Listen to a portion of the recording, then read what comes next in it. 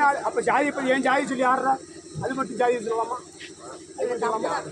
நீங்க போங்கம்மா. அவன் கோவம் வருது. உன் ஜாதி என்னன்னு கேட்டதுக்கு உனக்கு இவ்வளவு கோவம் வருது.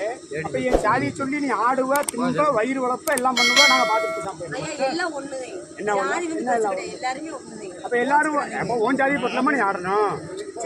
உனக்கு வயிற்று உனக்கு சாப்பாடு வச்சுன்னா உன் சொந்த சாதி ஏதோ அந்த சாதியை போட்டு ஆடு. நான் ஜாதி கலவத்த நாயில் கலத்தா ஜாதி கலத்த நாய்க்கல அந்த கூட ஒரு சின்ன பையன் ஆட்டேன் பாரு. அவங்க குறத்தையை கூப்பிட்டு ஓடும் போது அவன் காலை உடச்சிருப்பேன். நான் உடச்சிருந்தா என் பிரச்சனை இருக்குன்னு தெரியும். சரி சொல்லிட்டு ஓடட்டும் அப்படின்னு சொல்லி தான் நான் சாரு உட்காந்துருக்காரு. அப்படிங்கிறனாலதான் மரியாதை நான் பாட்டேன். அவனையா வரம் பூரா அவனே ஒரு 8 பூரா எனக்கு தெரியும்.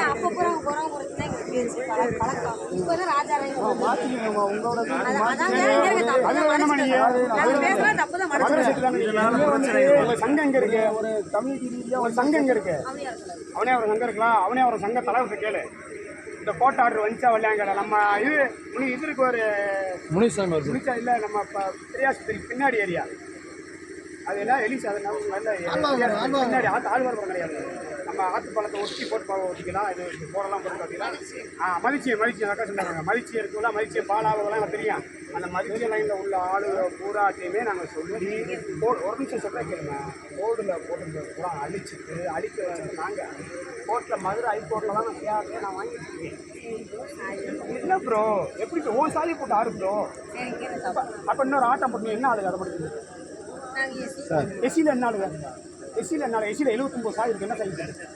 சரி நானும் எஸ்சியில். நான் 39 வரிசையில் வரேன். நீ எத்தனை வரிசையில் வரேன்?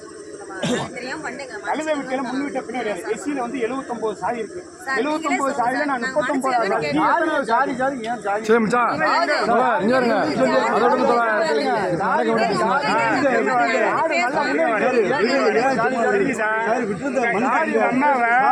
அக்காவை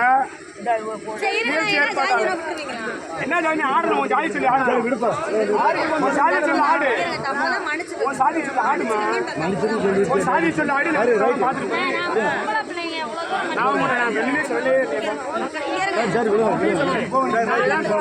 அதெல்லாம் எனக்கு என் காலில் நீ உழைக்கிறது நீ சம்பாதிக்க என் காலில்